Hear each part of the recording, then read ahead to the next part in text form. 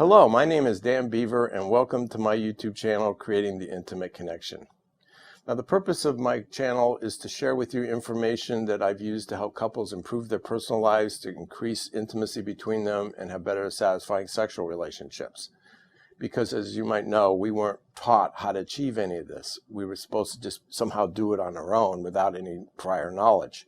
And so what we learn, or how we learn to do this, is through trial and error learning, which sets us up for a lot of disappointment and frustration, and it might have a lot to do with why lots of people get divorced. Now, my experience has been that I've been a licensed marriage and family therapist for over 37 years here in the San Francisco Bay Area.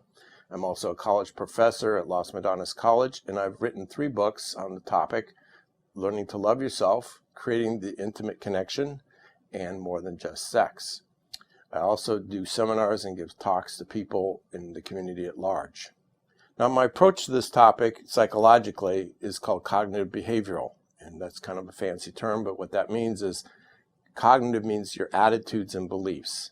And we have lots of beliefs that we're brought up with, or attitudes about how to be in intimate relationships, how to be men and women, all that stuff.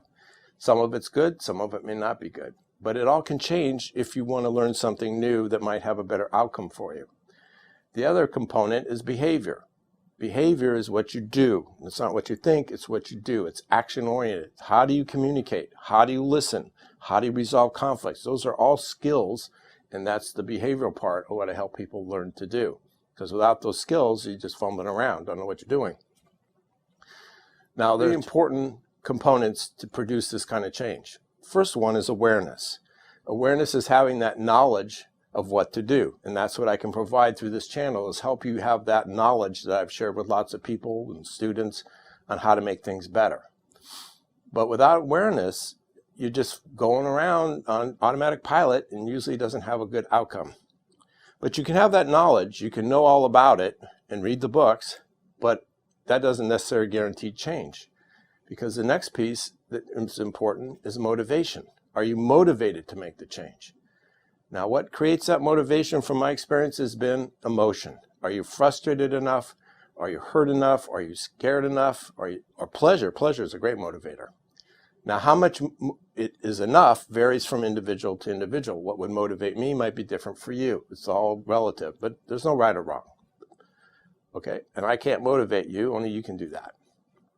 The other factor that produces change is acceptance. Accepting. And accepting means no judgment, because when judgment gets into the mix, it kills the motivation to change. People resist change when they're being judged, either when they're judging themselves and getting on their own case, or when they're judging someone else, or when they're being judged by someone else. You're going to avoid that, so it creates resistance to change. Now, acceptance doesn't mean you like it, but you don't beat yourself up about it. You don't yell at yourself. That's what I mean by acceptance. So those are 3 important components to make all this stuff happen, to create that intimacy.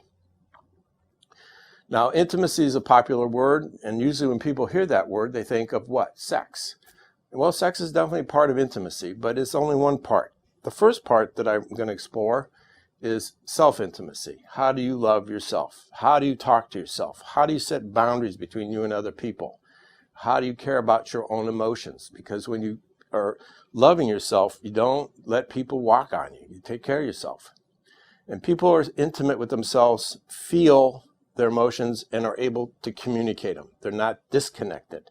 If somebody isn't sober, they're disconnected, if you know what I mean. That's self-intimacy, when you're connected up with how you feel. So if I'm angry inside, you know it. It's not pretend time.